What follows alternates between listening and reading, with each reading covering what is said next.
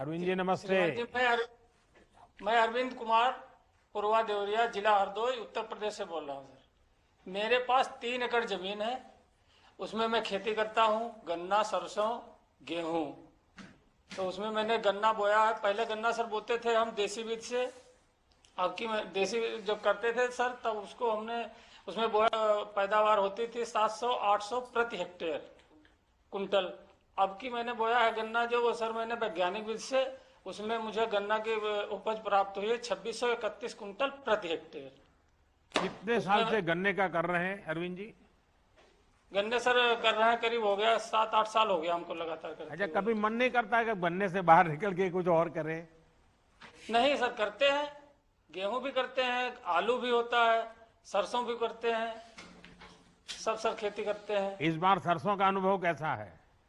सरसों सर बहुत अच्छी हुई है। 2 कुंटल मतलब 24 कुंटल प्रति हेक्टेयर से हुई है हमारी। अच्छा, और इस जी, बार तो दाम भी सरसों के अच्छे मिले हैं कहते हैं।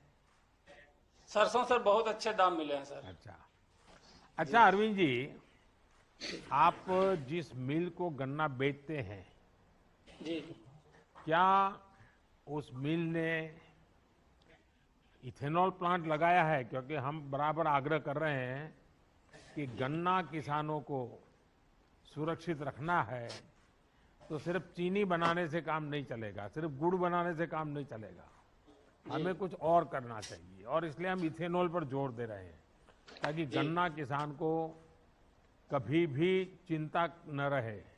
वरना क्या होता है, चीनी ज़्यादा हो जाती है तो गन्ना जी जी किसान को तकलीफ हो जाती है, क्योंकि मार्केट गिर जाता है।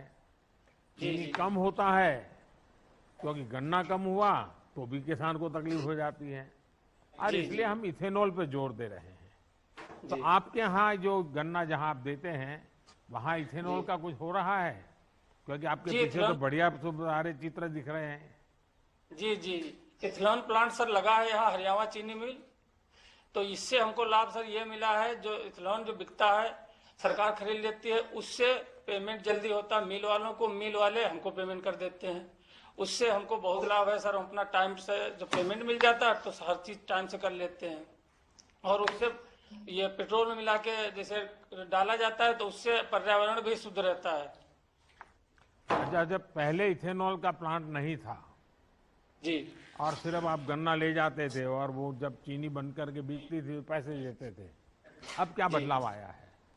अब सर बदलाव यही है। जब पहले चीनी खाली बनती थी तो उसमें पेमेंट, चीनी बिकती थी, ज्यादा बन जाती थी, वो डाउन रहती थी मतलब रेट, तो उससे पेमेंट हम लोगों का लेट होता था। अब जो है इथेनॉल जब से लग गया, तब से सर पेमेंट हमारा टाइमली हो जाता है। किसान उसमें बहुत खुशहाल है सर।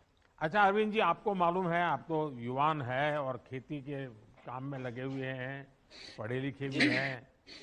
इन दिनों पूरी दुनिया में जी जैविक खाद जी और ऑर्गेनिक फार्मिंग, ये केमिकल फर्टिलाइजर दवाइयां से मुक्त, उसका बड़ा जी जोर बढ़ रहा है, लोग उसी को खाना चाहते हैं। तो आप उस जी दिशा में कभी सोचे हैं? जी हम खेती जैविक मतलब हम ये ऑर्गेनिक खेती करते हैं। जैसे ढैंचा मैंने बो देता है, और ढैंचा बोने के बाद में कंपोस्ट खाद वही डालते हैं सर। रसायन बहुत कम प्रयोग करते हैं। यूरिया वगैरह उपयोग नहीं करते हैं? यूरिया सर छिड़काव करते हैं एनपीके का, हम्म, 2 बार, बहुत ज्यादा ज्यादा। यानी उसमें वो अभी सर बहुत 100% जैविक नहीं कर रहे हैं आप? नहीं, 100% नहीं सर। एनपीके गन्ने में छिड़काव पत्तियों पे करना पड़ता लेकिन है, क्या उसमें बहुत सर मन बचत करता है कि 100% जैविक करेंगे, और अरविंद करेंगे जी सर। की सारी जो चीजें बनेगी वो जैविक नाम जी से ही बिकेगी, ऐसा मन करता है? मन करता है सर, करेंगे हाँ, सर। तो इस जी बार सर। संकल्प कीजिए आप। जी सर, संकल्प लेते हैं, करेंगे सर।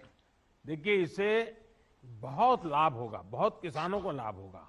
जी और जो धरती माता है ना, जैसे हम अपनी माँ बीमार हो जाए तो कितने चिंतित हो जाते हैं, जी जी हमारी धरती माँ अगर बीमार हो जाए, ये सारे केमिकल डाल डाल करके धरती माँ जी को हम बर्बाद कर दें, तो धरती माँ भी रूठ जाती है।